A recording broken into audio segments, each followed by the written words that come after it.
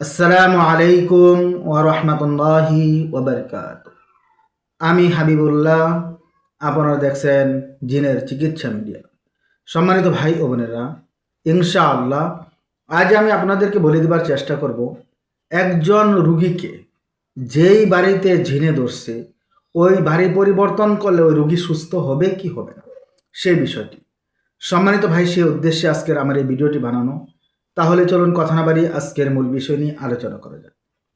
সম্মানিত ভাই, কথাগুলো খেয়াল করে শুনবেন। অর্থাৎ আপনি যেই বাড়িতে থাকেন ওই বাড়িতে আপনাকে জিনে ধরছে। জিনে ধরার পর আপনাকে জিন বলতেছে, শরীরে হাজির হয়ে জিন আপনাকে বলতেছে এই বাড়িটা সমস্যা আছে, এই বাড়ির থেকে যদি তুমি পরিবর্তন করে অন্য জায়গায় চলে যাও তাহলে আমি এই রুগীকে ছেড়ে দেবো, কারণ এই বাড়িতে সমস্যা আছে, এই বাড়ির দোষ আছে, এরকম কথা বলতেছে। এখন আপনার প্রশ্ন, এই বাড়ি থেকে আমি যদি পরিবর্তন হয়ে যাই অন্য কোথায় চলে যাই তাহলে কি আমি সুস্থ হয়ে যাব?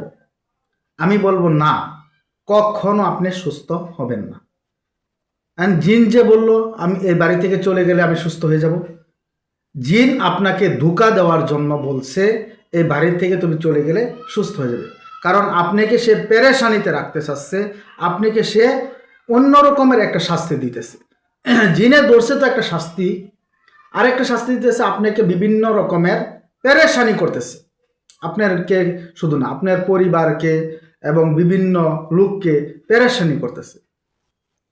যেই সমস্ত জিন হাজির হওয়ার পরে বলে যে এই বাড়িতে আমাদের বাসা ছিল, এই বাড়িতে আমি থাকতাম, এই বাড়িতে আসার কারণে, অমুক জায়গায় যাওয়ার কারণে, অমুক গাছে যাওয়ার কারণে, অমুক গাছের তলে যাওয়ার কারণে আমি তাকে আক্রমণ করছি, তিনি যদি ওই জায়গায় না যায়, তিনি যদি এই বাড়ি পরিবর্তন করে, তিনি যদি এই জায়গায় এই জিনিসগুলো মাইনা চলে, আমি তার শরীর থেকে চলে যাব, আমি তার শরীরে আর আসবো না। যদি আপনি এগুলো মাইনা চলেন তাহলে আপনি কখনো সুস্থ হবেন না। কারণ জিন আপনাকে এমনভাবে শাস্তি দিতেছে, তিনি আপনাকে এমনভাবে ঘুরাইতেছে যাতে আপনি সুস্থই না হন। আর এই সমস্ত জিনগুলো বেশিরভাগ আশিক জিনের রোগীর ক্ষেত্রে হয়ে থাকে। আশিক জিন মানে লাভার জিন। যে সমস্ত আশিক জিন আক্রমণ করে থাকে মানুষকে, ওই সমস্ত রুগীদের মুখ দিয়ে এই কথাগুলো বলাই থাকে যাতে তাকে ওরকম শাস্তি না দেয়। আশিক জিনের ক্ষেত্রে আরেকটা বিষয় হচ্ছে, আমি আপনাদেরকে পরিষ্কার করে বলি, আশিক জিনের রুগী সবসময় এক ধ্যানে চোখ বন্ধ বন্ধ চাওয়া চাওয়া এরকম করে সবসময় থাকার চেষ্টা করবে। আশিক জিনের রুগী এমন পর্যায়ে যাবে, হয়তোবা তার স্বামীকে একদম দেখতেই পারবে না, অথবা তাকে এমন গভীরভাবে ভালোবাসবে যে এটা আগে কখনো ভালোবাসেনি। এই দুইটা জিনিস খেয়াল রাখবেন। স্বামীর ক্ষেত্রে সেম একই, হয়তোবা স্ত্রীকে দেখতেই পারবে না, অথবা বিবাহের পরে এমন কোনো ভালোই বাসে না, তাকে এমনভাবে আঁকড়ে ধরবে এবং আপনাকে ধোঁকা দেওয়ার জন্য মিষ্টি মিষ্টি কথাগুলো বলবে। এমন কথা বলবে আপনাকে হাজির হওয়ার পরে যে আসলে তো আমি যাইতে চাচ্ছি, আমি শরীরে আসতে চাই নাই, আমি শরীরতে বাহির হইতে চাচ্ছি, আমি বাহির হইতে পারতেছি না।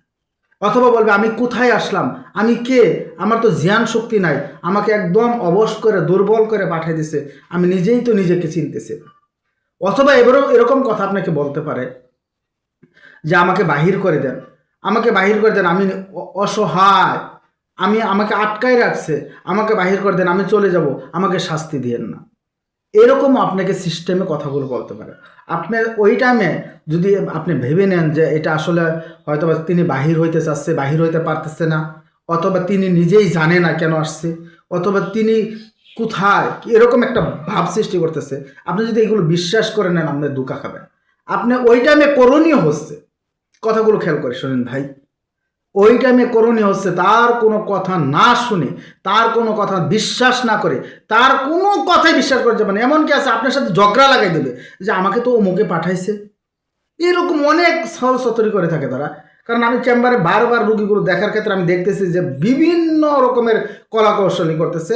যে নিয়ে আসছে তার সাথে ঝগড়া লাগাই দিছে, যে নিয়ে আসছে তার সাথে ঝগড়া লাগাই দেয়। অথবা এমন একটা ভাবতে আমি তো বাহির হতে চাচ্ছি, আমি জিনটা বলতেছে আমি বাহির হতে যাচ্ছি, বাহির হতে যাচ্ছি, আমাকে বাহির করে দেন, আমাকে মারবেন না, আমাকে বাহির করে দেন, এমন একটা পরিস্থিতি করছে। আপনি ওই টাইমে তার কোনো কথাই শুনবেন না, কোনো কথাই শুনবেন না, কোনো কথা বিশ্বাসও করবেন না। খালি শুনবেন না, বিশ্বাসও করবেন না। তাকে পর্যাপ্ত পরিমাণে কোরআনের আয়াতের মাধ্যমে শাস্তি দিবেন। এখন বলবেন যে হুজুর কিভাবে, কোন আয়াত দিয়ে শাস্তি দেব? আয়াতুল কিতাল, হত্যা করার আয়াতগুলো বারবার একই আয়াত, আরেকটা খেয়াল করে শুনেন ভাই, একই আয়াত বারবার বারবার বারবার তার কানে রিপ্লে করবেন। কথার কথা আমি উদাহরণ দিচ্ছি যে আলহামদুলিল্লাহি রাব্বিল আলামিন, কথার কথা আলহামদুলিল্লাহি রাব্বিল আলামিন, আলহামদুলিল্লাহি রাব্বিল আলামিন, আলহামদুলিল্লাহি রাব্বিল আলামিন বারবার বারবার, পরে আর রহমানির রহিম যাবেন অনেকক্ষণ পড়ার পর। এভাবে বারবার করার কারণে তিনি এত পরিমাণে শাস্তি পাবে, দেখবেন যে তিনি তার আসল রূপ ফিরে আসবে। হয় আপনাকে ওই সময় হুমকি দুমকি শুরু করবে, আমাকে কিচ্ছুই করতে পারবি না, কবিরাজি কিচ্ছু করতে পারবেন, আপনি এগুলো কোনো কিচ্ছুই শুনবেন না, দেখবেন তার আসল রূপ ফিরে আসছে এবং তিনি যাইতে বাধ্য হবে। একই আয়াত যদি আপনি বারবার বারবার করে তেলাওয়াত করেন, আয়াতুল কিতালগুলো আপনি বারবার বারবার বারবার তেলাওয়াত করতেই থাকবেন, ইনশাআল্লাহ ধীরে ধীরে ধীরে ধীরে এই রোগীটা সুস্থ হয়ে যাবে ইনশাআল্লাহ। সম্মানিত ভাই, আজকের ভিডিওটা এই পর্যন্তই। ভিডিওটার মেন কথাটা হচ্ছে, আশিক জিনের রুগী যদি আপনাকে বলে বাড়ি পরিবর্তন করা, অমুক জায়গা পরিবর্তন করা, অথবা আমি যাইতে পারতেছি না, অথবা আমি আটকে আসছি, অথবা আমাকে কেউ পাঠাই দিচ্ছে, আমাকে বাহির করে দেন, এগুলো কিচ্ছু বিশ্বাস করা যাবেই না। খেয়াল রাখবেন। সম্মানিত ভাই, আজকের ভিডিওটি এই পর্যন্তই। সকলে আমার জন্য দোয়া করবেন, আমি আপনাদের জন্য দোয়া করি। আসসালামু আলাইকুম ওয়া রাহমাতুল্লাহি ওয়া বারাকাতুহু।